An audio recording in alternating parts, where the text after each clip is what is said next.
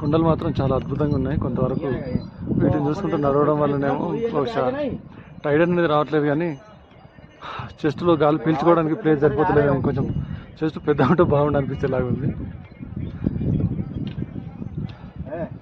కాస్త ముందుకెళ్తే ఇక్కడే లంగర్ ఉంది. ఆ లంగర్లో కాస్త రిలాక్స్ తీసుకొని టాయిలెట్స్, ఫుడ్, టీ కాస్త రిలాక్స్ అయ్యి కూర్చొని మనం వెళ్ళొచ్చు.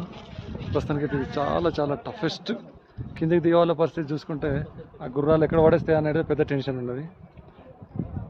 ఎక్కడం కంటే దిగడమే డేంజర్ ఏమో పల్లకిలో గుర్రాల పైన అనిపించేలాగా ఉన్నది.